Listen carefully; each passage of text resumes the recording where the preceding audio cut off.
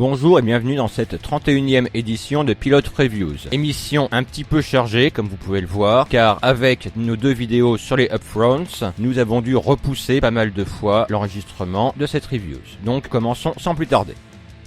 Après 25 ans d'absence, Twin Peaks est de retour sur Showtime. Une mystérieuse boîte à surveiller à New York. Un meurtre atroce dans le Dakota du Sud. L'agent Dale Cooper toujours piégé dans la loge noire. Son double maléfique est un putain de badass. Bienvenue à Twin Peaks. Difficile de mettre des mots sur ces deux premiers épisodes. On ne nous ménage pas comme dans la première saison où l'étrange montait graduellement et entrons directement dans l'univers lynchien. Si vous n'avez pas vu la série originale, vous risquez d'être décontenancé, voire complètement largué. Mais les fans y trouveront leur compte. Niveau réalisation, c'est comme si le temps n'avait pas de prix sur Twin Peaks, jusque dans les effets spéciaux un peu cheap. On sent tout de même qu'on est en 2017, ou juste sur Showtime, avec des scènes de sexe ou de cadavres plutôt crades. Les changements de lieu, Dakota, New York, Las Vegas, pourront en dérouter certains, les premières saisons restant focalisées sur Twin Peaks. Mais au final, tout cela forme un tout cohérent, du moins autant que la série puisse l'être. Bref, notre attente est grandement récompensée et on en redemande. Les VRP sont des FDP dans White Gold sur la BBC Two. En 1983, dans l'Essex, Vincent, un vendeur charismatique d'une vingtaine d'années, dirige une petite entreprise de vente de double vitrage. Avec un seul mot d'ordre, pour lui et son équipe de vendeurs, ne pas hésiter à user de tous les stratagèmes pour assurer une vente auprès des clients potentiels. Une série sympathique, drôle mais sans morale. Nos VRP sillonnent les environs pour vendre des fenêtres en PVC, le plastique, fameux or blanc du titre, se comportent comme des connards, le plus important étant de faire une vente, réussissent et du coup s'offrent plein de cadeaux et rien pour contrebalancer leur manière d'être, du moins pour le moment. On rentre rapidement dans l'histoire avec de nombreux apartés avec le spectateur, le rythme est efficace et l'humour fait mouche. Bref, à voir. Coup d'un soir dans Paula sur la BBC Two. Paula est professeure de chimie. Un soir, elle va succomber à la tentation en la personne de James, un jeune homme venu dératiser sa maison. Une nuit sans lendemain dont les conséquences vont s'avérer destructrices. Connor McPherson nous offre ici une mini-série en 3 épisodes avec une tension bien menée qui monte graduellement. Plus habitué aux histoires surnaturelles, les scènes nocturnes sont particulièrement travaillées. Il est plaisant de voir que l'on n'a pas d'un côté la gentille et de l'autre les méchants. Le personnage de Paula est loin d'être parfait, grincheuse, pointue, avec une famille dysfonctionnelle, elle est d'autant plus humaine et réaliste. Et c'est par ses travers que James, polygame violent, va s'immiscer dans sa vie et que tout cela va déraper. Un drama court et prenant à voir. Roméo et Juliette la suite dans Still Star-Crossed sur ABC. Après la mort de Roméo et Juliette, les conflits entre les familles Capulet et Montaigu sont à leur paroxysme. Les rues des Véronnes sont devenues dangereuses et le royaume est plus vulnérable que jamais. Seule solution pour retrouver la paix, marier le cousin de Roméo, Benvolio, à la cousine de Juliette, Rosaline. Mais ces deux-là se détestent. Sous ce pitch peu engageant se cache un roman de Melinda Taube et surtout une série de Shondaland. On va donc laisser une chance à ce pilote. Le premier épisode va vite, très vite, pour nous amener à la mort de Roméo et Juliette et véritablement lancer l'intrigue. Intrigue peu crédible par ailleurs. On a du mal à croire que les parents aient secrètement poussé les deux amants ensemble alors que les deux familles sont rivales. Tout ça pour justifier le mariage arrangé entre les cousins de ces derniers qui eux se détestent. Et puis, la discrimination positive, franchement. D'avoir fait des Montaigu une famille d'origine africaine, ça aurait fonctionné dans une version de l'histoire se situant au 21e siècle. Mais dans une série d'époque, c'est pas crédible. Après, tout n'est pas acheté. On a de superbes décors, de beaux combats de KPDP, mais au final, ça ne sauve pas l'ensemble et on se retrouve avec un mauvais saut. Dommage. Vous êtes déprimé, vous n'allez pas bien, alors par pitié ne regardez pas Broken sur la BBC One. Le père Michael Kerrigan est régulièrement assailli de flashbacks de son enfance qu'il a visiblement traumatisé. Mais il prend quand même sur lui pour tenter d'aider une de ses paroissiennes, Christina, renvoyée de son travail et tabassée par sa patronne. Celle-ci, criblée de dettes avec 3 enfants à nourrir, seule, décide de cacher la mort soudaine de sa mère pour continuer à toucher sa retraite. Vous l'aurez compris au résumé, on n'est pas ici dans une comédie légère. Ce drama, qui porte très bien son nom, est une critique sociale très amère et très dure. Les acteurs sont très bons, Sean Bean en tête, et la réalisation excellente. Mais le pathos est total, renforcé par une musique triste au possible. Du coup, si vous déprimez, restez à distance raisonnable de cette série. Ça ne ferait qu'empirer les choses. Entre développement personnel et cambouis, Manon 20 ans sur Arte. Son BTS en poche, Manon cherche un boulot en tant que mécano. Seulement, le seul poste qu'on lui offre est hôtesse d'accueil dans un garage. En 2014 sortait 3 fois Manon, une mini-série de Jean-Xavier de l'Estade. Il remet son héroïne à l'honneur aujourd'hui le temps de 3 nouveaux épisodes. Manon a grandi, est toujours pleine de doutes et de remises en question. Elle doit maintenant conquérir sa place dans le monde du travail, dans un secteur très genré, celui de la réparation automobile. Il n'est pas nécessaire d'avoir vu la série originelle pour apprécier cette suite, mais le fait de connaître son passé, violent, blanc, où elle avait appris à remplacer la colère et la haine par les mots, peut être un plus pour l'immersion dans le personnage. Manon a évolué en même temps que l'actrice, a pris de l'âge, du recul, mais reste encore très adolescente. Elle va tirailler dans un triangle amoureux entre la charmante Jennifer et le bienveillant Bruno et va essayer de mettre en lumière des magouilles perpétrées au sein du garage. La série est sombre sans pour autant virer dans le pathos, épaulée par un bon jeu d'acteur, souvent distant mais ça colle bien au personnage, et avec une bande son efficace. On espère retrouver Manon dans quelques années pour suivre son évolution. Voyage traumatisant vers la planète rouge dans Mission sur OCS. La première mission habitée vers Mars, financée par un milliardaire philanthrope en partenariat avec l'Agence spatiale européenne, et en approche de la planète rouge après 10 mois de voyage. À bord, scientifiques et astronautes de haut niveau, ainsi qu'une jeune psy chargée de surveiller la santé mentale de cette mission historique. Mais, à quelques heures de lancer la procédure d'atterrissage, la plus tendue de tous les temps, ils apprennent qu'une autre mission, portée par une gigantesque multinationale de l'informatique associée à la NASA, leur est passée devant avant de perdre le contact. Ceux qui pensaient être les premiers à marcher sur Mars deviennent, malgré eux, une mission de sauvetage de leurs concurrents. Vous non plus, vous n'arrivez pas à vous rappeler la dernière bonne série de SF française, qui ne soit ni web-série ni un dessin animé. On vous aide, c'était Metal Hurlant Chronicle en 2012. Depuis, pas grand chose. Et voici aujourd'hui Mission, série en 10 épisodes de 26 minutes. Premier constat, c'est beau. Les décors et l'ambiance sont très propres, la réalisation et les mises en scène sont très efficaces, et on ne voit absolument pas le temps passer durant ce pilote. Au niveau d'influence, on citera Alien, dont les plans à l'intérieur du vaisseau reprennent l'esthétique, et franchement, quand on voit la psy, personnage central, brune, arborant un débardeur gris, on pense immédiatement à Ripley. Parlons un peu des personnages. D'ailleurs, on a droit à un casting varié, parlant plusieurs langues, et dont le jeu d'acteur arrive à éviter les excès qui plombent trop souvent les productions françaises. Peut-être sont-ils un peu nombreux pour qu'on arrive à tous s'y attacher, mais on nous donne tellement envie de voir la suite que pour l'instant, c'est pas bien grave. On aurait pu craindre que cette série soit trop proche de Mars, diffusée récemment sur National Geographic, traité de façon documentaire. Mais ce n'est pas le cas. On a un vrai mystère et une intrigue prenante. Bref, à voir.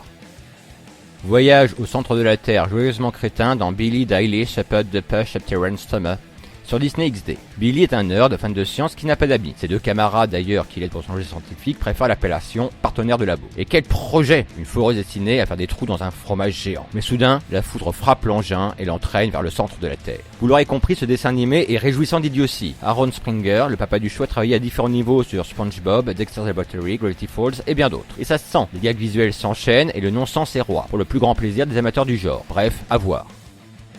Clown Triss dans I'm Dying Up Here sur Showtime. Dans le Los Angeles des années 70, de nombreux stand-uppers défilent dans le cabaret de Goldie en quête de gloire et de reconnaissance. Parmi ces postulants, un petit groupe de comédiens profondément dévoués à leur art, unis par une belle amitié, dont les liens vont se distendre lorsque l'un d'eux, Clay, meurt dans un accident. Master of None, Miss Maisel, Crashing et j'en passe, les séries sur le stand-up semblent être à la mode ces temps-ci. Produite par Jim Carrey, I'm Dying Up Here tente d'être l'équivalent d'un vinyle ou The Get Down transposé à l'univers de la scène comique. Et pour ce, elle va prendre un ton sombre, voire noir. On est plus proche d'un Louis que des séries sur le stand-up précédentes. On a droit à un bon casting, une bonne réalisation des années 70 très bien rendue, seulement l'histoire semble un peu brouillon et s'éparpille trop du fait du grand nombre de personnages, ce qui fait qu'on a du mal à s'immerger dans cet univers où on passe constamment du rire aux larmes. Espérons qu'ils sauront rectifier le tir par la suite car le sujet est intéressant. Show Must Go On dans Daytime Diva sur VH1. Les 5 présentatrices du talk show The Lunch Hour montrent à l'écran une rare complicité, mais en coulisses. Et lorsque la vedette du show va tomber dans le coma suite à une opération de chirurgie esthétique, ses partenaires à l'écran vont s'entre-déchirer pour prendre sa place. J'étais assez méfiant à la lecture du pitch, mais au final, on se laisse entraîner par cette histoire de rivalité et de quête de pouvoir au sein d'un talk show. Les personnages sont certes caricaturaux, avec la matriarche qui tient son équipe d'une poigne de fer, la blanche un peu coincée, la rigolote à l'écran, mais garce calculatrice en coulisses et j'en passe, mais on finit par s'y attacher et le twist de fin d'épisode promet pas mal de scènes cocasses et de catfight. Ce n'est certes pas une grande série en devenir, mais ça reste un bon divertissement. Choc des cultures dans Hackley Bridge sur Channel 4. Dans le Yorkshire, deux écoles, l'une à dominante musulmane, l'autre non, viennent de fusionner en une seule, Hackley Bridge College. La rentrée est l'occasion pour les deux communautés de se confronter pour le meilleur et surtout pour le pire. On a ici une histoire assez bien mise en scène de la vie scolaire dans une petite ville, sur fond de racisme ordinaire et de tentatives de réconciliation qui tournent court. On suit profs et élèves dans leur nouvel environnement et le choc culturel est bien présent. Malheureusement, on nous présente un peu trop de personnages de sous-intrigue pour qu'on parvienne à véritablement s'y intéresser, ce qui rend ce pilote un peu confus et difficile à suivre. Dommage. Mafia et manucure dans Klaus sur TNT. Bon il y a des manicures, des mafieux, du fric, ça baise, ça crie, ça saigne et puis voilà. Cette série avait tout pour plaire, un thème un peu décalé, un casting solide, un bon rythme, mais ça prend pas. J'étais largué dès le début, sûrement à cause de trop d'accents incompréhensibles simultanés. C'est brouillon, ça part un peu trop dans tous les sens, bourré de clichés, sur la mafia russe notamment, en prise avec notre héroïne, de sexe gratuit n'apportant rien à l'histoire et de déjà-vu. On tente des trucs par moment au niveau de la réalisation, mais du coup ça détonne avec le reste et ne fonctionne pas. Bref, vous ne ratez rien. Chimère et Maccabée dans The Loch sur ITV. À Carnmore, aux abords du Loch Ness, un amas d'ossements et de viscères censé être le cadavre du célèbre monstre va être retrouvé. Seulement, au milieu de cette mise en scène, montée par des jeunes pour un pranks, on va retrouver un cœur humain. Cette mini-série policière en 3 épisodes nous offre un point de départ original, avec une bonne mise en scène et de superbes décors. Seulement, le rythme, mon dieu, le rythme quoi, c'est d'une lenteur. Ça pose une certaine ambiance certes, mais au final on s'ennuie. C'est dommage parce que tant scénaristiquement que visuellement, il y a vraiment un bon travail, mais au final tout ce qu'on retient, ce sont nos bâillements.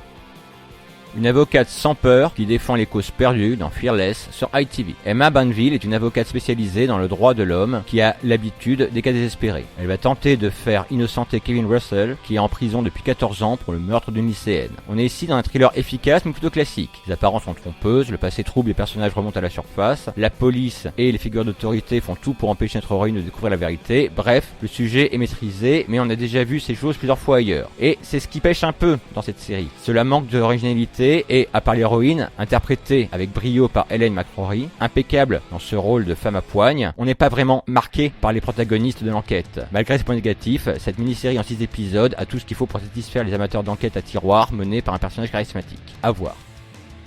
Les Fous du Volant en version gore, c'est Blood Drive sur Sci-Fi. Dans le lointain futur de 1999, une pénurie d'essence a plongé le monde dans le chaos. Cependant, une course illégale et mortelle est organisée, Blood Drive, dans laquelle les véhicules roulent non pas à l'essence, mais au sang humain. Si vous avez vu le diptyque de film Grindhouse de Robert Rodriguez et Quentin Tarantino, vous aurez une bonne idée de ce qu'on vous propose ici. Dans un délire constant et parodique, on retrouve pêle-mêle tous les éléments issus du cinéma d'exploitation dont la série s'inspire. Du gore, du sexe, des personnages caricaturaux, des véhicules improbables, des pop-up girls, une femme à barbe et j'en passe. On ne sera pas étonné de voir dans les épisodes suivants quelques vampires et autres nazis. Le tout est très bien ficelé, le rythme est efficace, à moins d'être allergique au gore dégueulasse, car il y en a en abondance, on aurait tort de bouder son plaisir.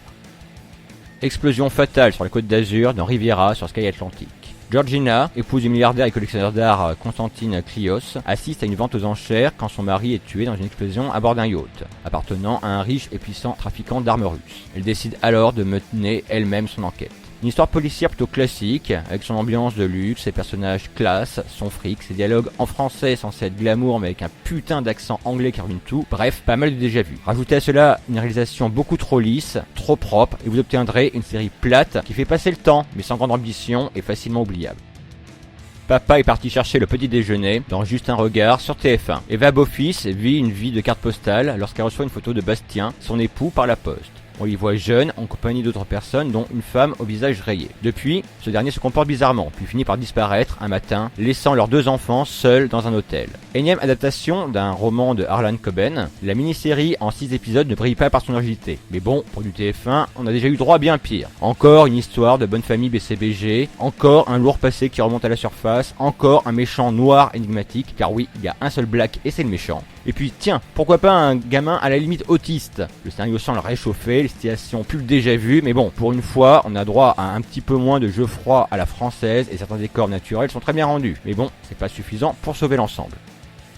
Vous reprendrez bien un peu de cheval dans Free Ride sur Netflix. Zoé est une ado de Los Angeles qui va passer quelques jours en vacances en Angleterre chez son grand-père. Alors qu'elle part à la recherche de sa petite sœur qui, s'acclimatant mal à la campagne britannique, a décidé de se barrer à la recherche de Wi-Fi, elle va tomber sur Raven, un splendide cheval qui a également décidé de fuguer. Après Spirit, Netflix récidive avec Free Ride dans la catégorie « Le cheval, c'est trop génial !» Rien que du bien classique ici, bien formaté, avec notre héroïne seule capable de dompter notre belle équidée, rebelle, de nouvelles amies, toutes fans de poney, car le poney c'est awesome, et un beau et mystérieux jeune homme qui travaille au haras. Bref, du déjà vu et revu sans imagination, mais bon, ça plaira aux petites filles, c'est étudié pour.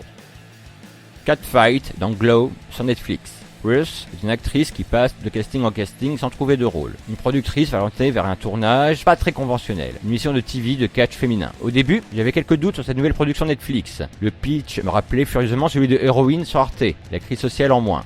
Et puis apparut Alison Brie, que l'on a pu voir dans Mad Men ou Community, débarrassée de son image de gamine. Le premier épisode n'est pas forcément encourageant, beaucoup de personnages à présenter, la chorégraphie du catch pas encore présente avec des mouvements plus que brouillons, et quand Ruth, évincé du casting, revient pour montrer qu'ils ont besoin d'actrices, sa performance n'est pas vraiment convaincante. Mais dès l'épisode 2 puis 3, les choses finissent par se mettre en place beaucoup plus efficacement et on rentre enfin en plein dans l'histoire et ses personnages hétéroclites.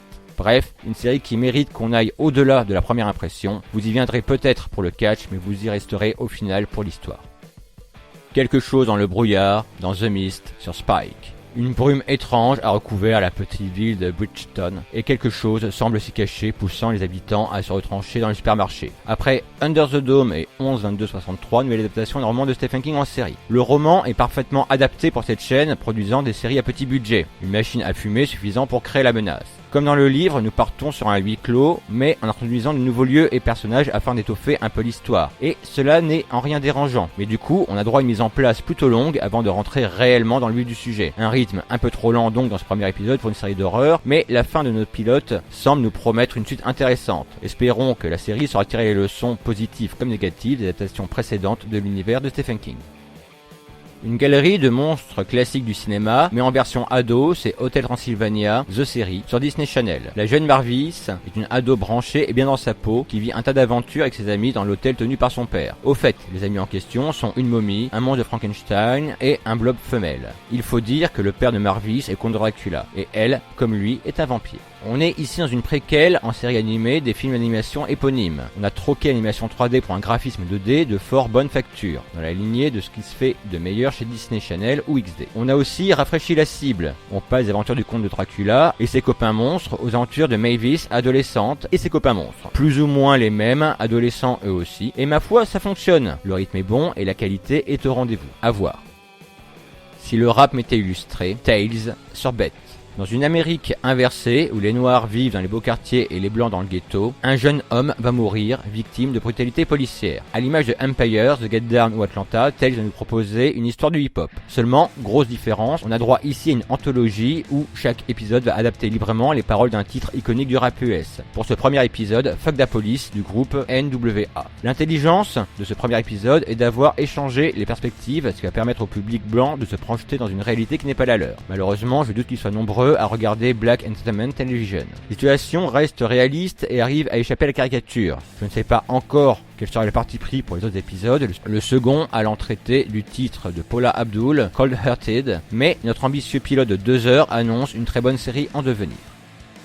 Jeu dangereux dans Gapsy sur Netflix. Jean Holloway est une psy qui s'ennuie. Alors, pour pimenter son quotidien, elle devient Diane le soir et joue avec le feu en se rapprochant de Sidney, l'ex de Sam, un de ses patients. Bon, quand c'est mauvais, c'est mauvais. On s'attendait à une série sulfureuse et on se retrouve avec une espèce de truc sans rythme ni consistance. Le scénario est bancal et les rebondissements s'enchaînent sans réelle justification. Même les scènes de cul sont chiantes et on n'échappe pas au cliché à la pelle. Du style, arrêtez de vous effleurer les lèvres et roulez-vous une pelle qu'on puisse enfin faire avancer l'histoire. Heureusement qu'il y a Naomi Watts. Elle fait ce qu'elle peut pour tenter de sauver la série, mais quand on n'est pas aidé à ce point, c'est peine perdue. Cette émission est maintenant terminée. Je vous remercie de l'avoir suivi en ma compagnie. Je vous donne rendez-vous très vite pour un nouveau numéro où je peux vous proposer de jeter un œil à notre nouveau format, les nouvelles d'Upfronts, dans lequel nous allons faire le point sur les séries annulées et renouvelées. Bonjour chez vous.